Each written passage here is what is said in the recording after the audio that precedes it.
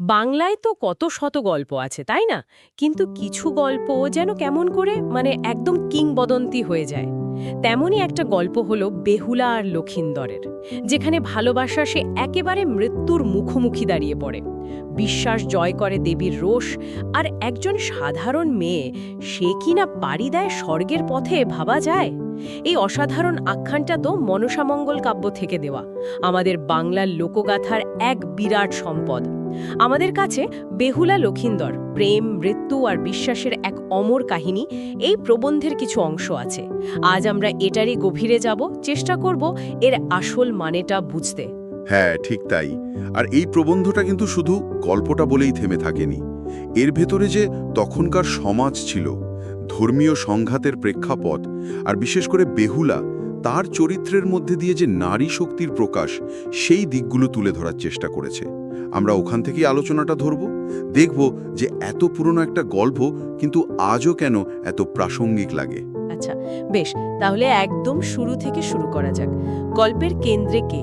চাঁদ সদাগর, একজন ধনী, খুব প্রভাবশালী বণিক। কিন্তু তার পরিচয় শুধু টাকা দিয়ে নয়, তাই না? তিনি ছিলেন পরম শিবভক্ত, একনিষ্ঠ শৈব, শিবের উপাসক। আর সর্পদেবী মনসা তার পূজার ছিলেন ঘোর বিরোধী। এই যে বিরোধ, প্রবন্ধ কি বলছে, এটাই কাহিনীর মূল। একদম। প্রবন্ধটা খুব স্পষ্টভাবে দেখাচ্ছে যে এই সংঘাতটা শুধু কে কোন দেবতাকে মানে তা নিয়ে নয়, এর পেছনে তখনকার দিনের ক্ষমতার একটা দ্বন্দ্বও ছিল। একদিকে চাঁদ সদাগরের মতো প্রতিষ্ঠিত বণিক, তিনি শিবকেই মানবেন। অন্যদিকে মনসা, তিনি লৌকিক দেবী থেকে মূল হিন্দু দেবদেবীর সারিতে নিজের জায়গা চাইছেন। চাঁদ সদাগরের এই যে তীব্র বিরোধিতা, বিশেষ করে যখন তিনি মনসাকে চেংমুড়ি কানি বলে ঠাট্টা করেন, উফ, দেবী তো রেগে আগুন। দেবী তখন পণ করলেন, চাঁদ সদাগর তার পুজো না দিলে তার বংশ তিনি শেষ করে দেবেন। ওহ, ভাবলেই কেমন লাগে, একজনের জেদের জন্য এত কিছু। দেবীর অভিশাপ তাহলে সত্যি হলো? হ্যাঁ, দুঃখের হলেও ঠিক সেটাই ঘটল। দেবী মনসা একে একে চাঁদ সদাগরের 6 ছেলেকে সাপের কামড়ে মারলেন। প্রতিবার ছেলে মারা যায়, চাঁদ সদাগরের দুঃখ বাড়ে, কিন্তু জেদ কমে না। তিনি কিছুতেই মনসার পূজা করবেন না। এরকম একটা পরিস্থিতিতেই তার সপ্তম শেষ ছেলে লক্ষিন্দরের জন্ম হলো।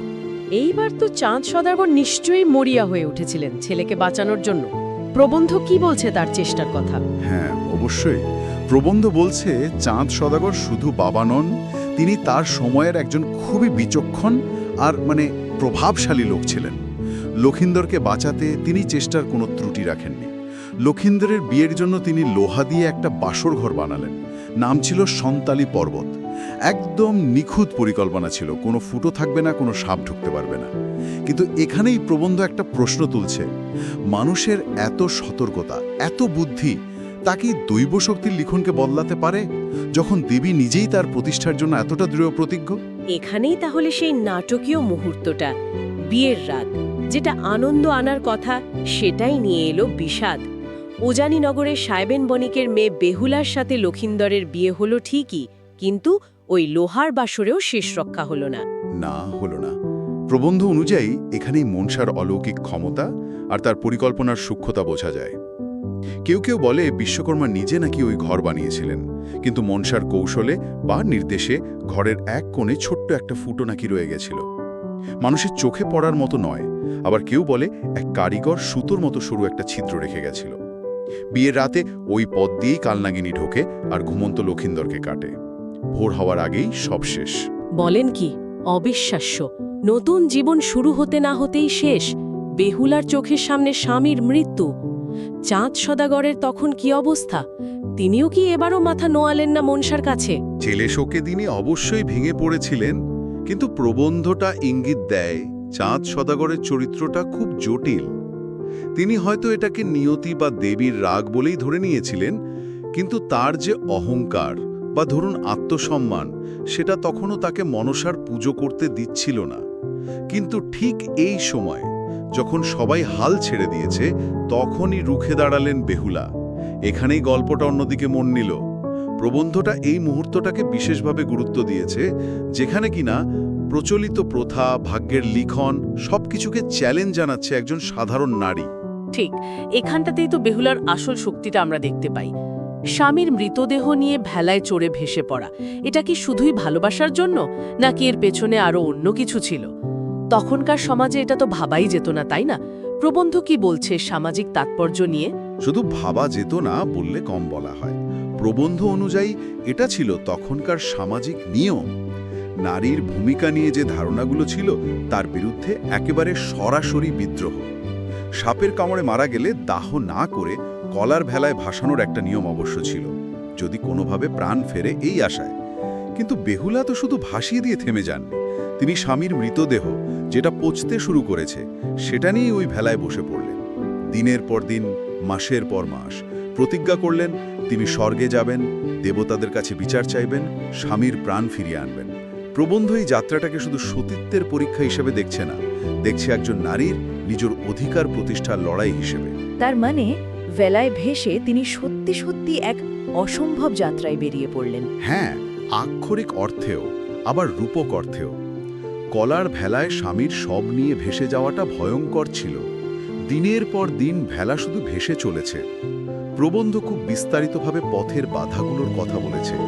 ঝড়, বৃষ্টি, নদীর কুমির, হাঙর, খিদে, তেষ্টা, পচা দেহের গন্ধ, লোকের নিন্দা কিচ্ছু বেহুলাকে তার লক্ষ্য থেকে সরাতে পারেনি। পথে অনেক অলৌকিক বা কঠিন পরিস্থিতির মুখোমুখি হয়েছেন তিনি, যা তার জেদকে আরও বাড়িয়ে তুলেছে। এই অংশটা পড়লে মনে হয় এটা শুধু স্বামীর জন্য ভালোবাসা নয়, এটা নিজের বিশ্বাসের প্রতি, নিজের সত্তার প্রতি অবিচল থাকার একটা যুদ্ধ।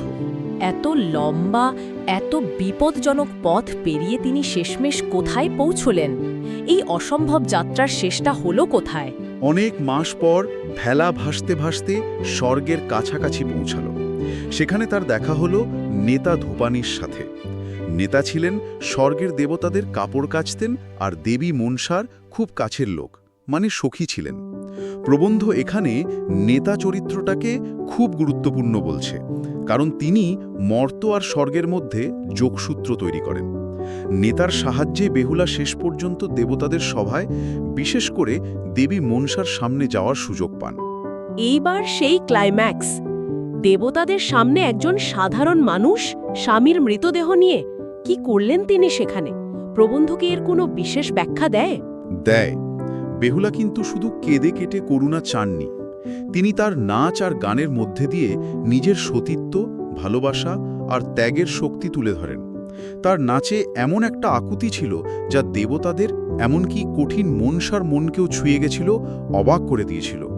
প্রবন্ধ বলছে বেহুলার এই শিল্প শুধু বিনোদন ছিল না, ওটা ছিল তার প্রতিবাদের ভাষা, তার ভালোবাসার শক্তির প্রকাশ। এই শক্তি কিন্তু কোনো দৈব বরের জোরে আসেনি, এটা তার নিজের অর্জন। তাহলে কি বলবো, মনসা শেষ পর্যন্ত হার মানলেন। একজন মানুষের ভালোবাসার জোরের কাছে দেবীর ইচ্ছাও কি মাথা নোয়ালো? দেখুন, ঠিক হার মানা শব্দটা হয়তো এখানে খাটবে না। প্রবন্ধ বরণ ঘটনাটাকে দেখছে মনসার নিজের মহিমা প্রতিষ্ঠার একটা ধাপ হিসেবে। বেহুলার ওই অবিচল নিষ্ঠা, তার ত্যাগ, তার নাচের আকুতি, এগুলো মনসাকে একটা সুযোগ করে দিল এটা দেখানোর যে তিনি শুধু রেগেই যান না, তিনি করুণাও করতে পারেন, যদি তার মহিমা স্বীকার করা হয় আর কি। তাই মনসা লক্ষিন্দরকে বাঁচিয়ে তুলতে রাজি হলেন, তবে সাথে একটা শর্ত জুড়ে দিলেন, বেশ চতুর শর্ত। শর্ত? আবার শর্ত?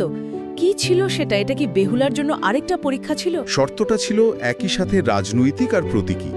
বেহুলাকে তার শ্বশুর চাঁদ সদাগরকে দিয়ে মনসার পুজো করাতে হবে। এর মাধ্যমে মনসা শুধু লক্ষিন্দরকে জীবনই দিলেন না, মর্তে তার যে প্রধান শত্রু তাকেও নিজের অধীনে আনলেন। প্রবন্ধ অনুযায়ী এই শর্তটা মনসার দেবী হিসেবে প্রতিষ্ঠা পাওয়ার পথে একদম শেষ ধাপ ছিল। বেহুলা কি আর করেন, স্বামীর জীবনের জন্য এই শর্তে রাজি হলেন। লক্ষিন্দর আবার জীবন ফিরে পেলেন। বাহ, দারুণ! তাহলে বেহুলা আর জীবিত লক্ষিন্দর পৃথিবীতে ফিরে এলেন। তারপর চাঁদ সদাগরের মতো জেদি মানুষকে শেষ পর্যন্ত পুজো দিলেন মনসার? হ্যাঁ, তারা ফিরে এলেন। ছেলেকে আবার জীবিত দেখে আর পুত্রবধূ বেহুলার অনুরোধে চাঁদ সদাগরের মন শেষ পর্যন্ত গড়ল। তবে লোককথায় বলে তিনি নাকি সোজাসুজি মনসার দিকে তাকিয়ে পুজো দেননি, বা হাতে একটু অবজ্ঞা করেই দিয়েছিলেন। প্রবন্ধ এটাকে ব্যাখ্যা করছে চাঁদ সদাগরের আপোষ হিসেবে, মানে তিনি পুরোপুরি হার মানলেন না বটে, কিন্তু পরিস্থিতির চাপে আর ছেলের স্নেহে কিছুটা হলেও মনসার গুরুত্ব মেনে নিলেন। আর এভাবেই মনসামঙ্গল কাব্যের যে মূল উদ্দেশ্য ছিল মনসার পূজা প্রচার করা, সেটা সফল হলো। একদিকে মনসার প্রতিষ্ঠা হলো, অন্যদিকে বেহুলার ভালোবাসা জিতল, লক্ষিন্দর বেঁচে ফিরলেন। মানে একদিক থেকে দেখলে সবাই জিতল, কিন্তু প্রবন্ধ জোর দিচ্ছে যে নৈতিক জয়টা আসলে বেহুলারই। তাহলে এই পুরো গল্পটা থেকে আমরা আজকের দিনে কি নিতে পারি? এটা কি শুধুই একটা পুরনো দিনের গল্প, নাকি এর আবেদন এখনো আছে? প্রবন্ধ এর সাংস্কৃতিক প্রভাব নিয়ে কি বলে? এর আবেদন তো একেবারেই ফুরোয়নি। প্রবন্ধ অনুযায়ী বেহুলা লক্ষিন্দর শুধু একটা লোককথা নয়, এটা বাঙালি সংস্কৃতির একেবারে ভেতরে ঢুকে থাকা একটা শক্তিশালী আখ্যান। বিশেষ করে নারী শক্তির প্রতীক হিসেবে বেহুলার চরিত্রটা আজও খুব দরকারি। ভাবুন, এমন একটা সময়ে যখন সমাজে মেয়েদের ভূমিকা ছিল খুবই কম, তখন বেহুলা দেখালেন যে দৃঢ় সংকল্প, আত্মবিশ্বাস আর ভালোবাসা দিয়ে একজন নারী কি না করতে পারে, অসম্ভবকে সম্ভব করতে পারে, সমাজের নিয়ম ভাঙতে পারে, এমনকি দেবতাদের সিদ্ধান্ত পাল্টে দিতে পারে। তিনি শুধু পতিব্রতা নন, তিনি একজন যোদ্ধা, একজন প্রতিযোগী। এই যে সাংস্কৃতিক প্রভাবের কথা বললেন, এগুলো আমরা বাস্তবে কোথায় দেখতে পাই? প্রবন্ধে উল্লেখ করা হয়েছে মনসামঙ্গল কাব্যের গল্প আজও বাংলার গ্রামেগঞ্জে নানা রূপে বেঁচে আছে। যেমন ধরুন মনসার ভাসান গান, এটা এক ধরনের পালা গান। তারপর লোকনাট্য, পটচিত্র আছে, মানে কাপড়ের উপর আঁকা পরপর ছবি। এমনকি মাটির সরা বা থালার উপর আঁকা সরাচিত্রেও বেহুলা লক্ষিন্দরের গল্প দেখা যায়। বর্ষাকালে মনসা পূজার সময় পশ্চিমবঙ্গ আর বাংলাদেশের অনেক জায়গায় এখনও বেহুলার ভাসানের মতো আচার পালন করা হয়, মানে কলার ভেলা বা নৌকোয় দেবীর মূর্তি ভাসানো হয়।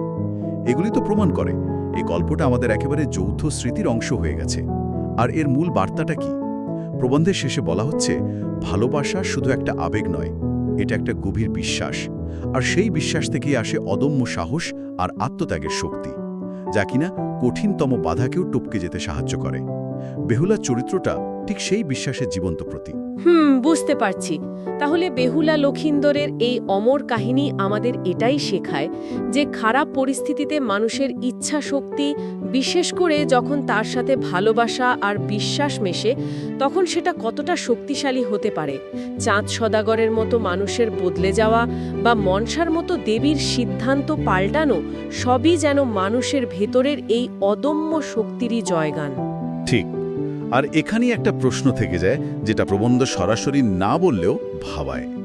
বেহুলার এই যে যাত্রা, তার এই সাফল্য, এটা কি শুধুই একজন সতী নারীর প্রতিভক্তির পুরস্কার, নাকি এর গভীরে পুরুষতান্ত্রিক সমাজ আর অনর্ধর্মীয় নিয়মের বিরুদ্ধে একজন নারীর নীরব কিন্তু অত্যন্ত শক্তিশালী প্রতিবাদের জয় লুকিয়ে আছে? বেহুলা কি শুধুই দেবী মনসার মহিমা প্রচারের একটা উপায় ছিলেন, নাকি তিনি নিজেই একজন স্বতন্ত্র মানুষ, যিনি নিজেই নিজের ভাগ্য করেছিলেন? এই ভাবনাটা হয়তো আমাদের এই চিরকালের গল্পটাকে নতুন করে বুঝতে সাহায্য করবে।